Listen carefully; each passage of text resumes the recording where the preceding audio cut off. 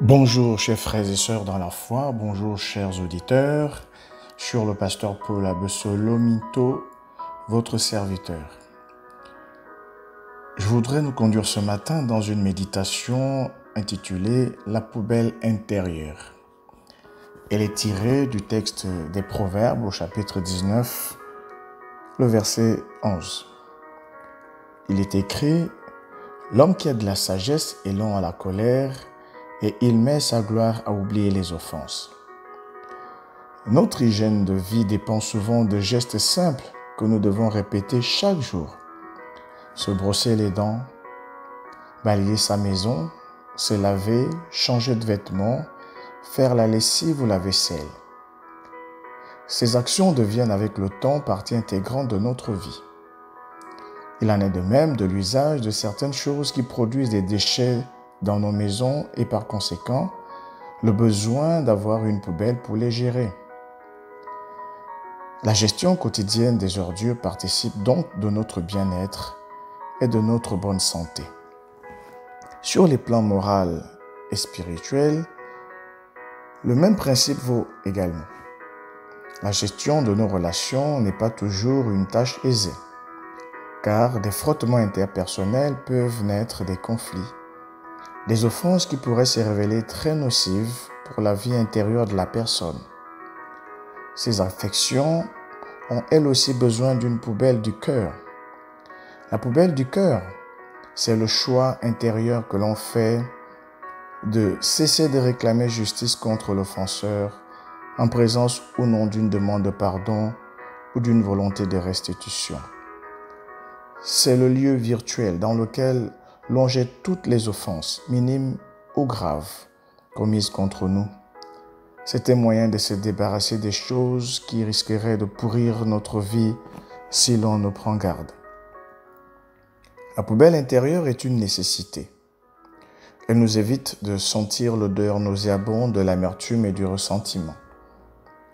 Elle doit faire partie de la vie normale de toute personne désireuse de respirer l'air pur de la paix et de la joie intérieure. Elle nous maintient en bonne santé physique, morale et spirituelle. Elle nous protège des microbes de la haine et de la colère. Oui, l'homme qui a de la sagesse est lent à la colère. Il prend plaisir à oublier les offenses. Il en fait un point d'honneur. Il sait que cela coûte, mais il consent à faire des efforts indispensables à l'assainissement de son environnement intérieur. Assainissement sans lequel sa vie ressemblerait à une décharge d'ordures puantes et impropre à la vie. Et comme nos maisons que nous nettoyons chaque jour, sans relâche, nous devons toujours continuer de jeter dans la poubelle intérieure de nos cœurs les ordures de la vie. C'est pourquoi Jésus a dit à Pierre qu'il faudra qu'il pardonne à celui qui l'a offensé 70 fois, 7 fois. C'est ce que fit Joseph, qui mit dans une grande poubelle de son cœur les offenses de tous ceux qu'il avait contrariés sur les chemins de sa vie. Ses frères qu'il avait vendus, les commerçants qu'il avait traités comme un esclave, la femme de Potiphar qu'il avait accusée à tort d'avoir voulu la violer, Potiphar qui le mit injustement en prison, et les chansons qu'il oublia. C'est ce que fit aussi David, qui jeta dans une grande poubelle intérieure toutes les offenses de son père Isaïe qu'il oublia parmi ses enfants au moment de désigner un nouveau roi parmi les enfants d'Israël. Il oublia, oui, David, les 15 années de course-poursuite de Saül contre sa personne, à l'époque très fragile. Il oublia les injures proférées par Chiméi le Benjamite alors qu'il était fugitif devant son propre fils Absalom. Et j'en passe. C'est aussi ce que fit Étienne au moment où il fut lapidé en criant « Seigneur, ne leur impute pas ce péché ». Ou encore l'apôtre Paul, lorsqu'il dit de ceux qui voulaient lui susciter davantage de tourments étant en prison, « Ceux-là annoncent Christ par des motifs qui ne sont pas purs et avec la pensée de me susciter quelques tribulations dans mes liens. » Qu'importe.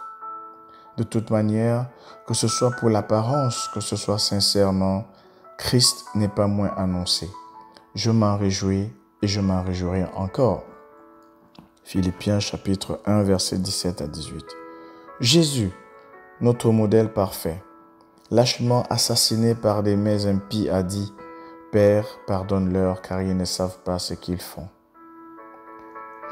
Ils avaient tous compris que le pardon libère réellement, tandis que le non-pardon embrigade et empoisonne son possesseur.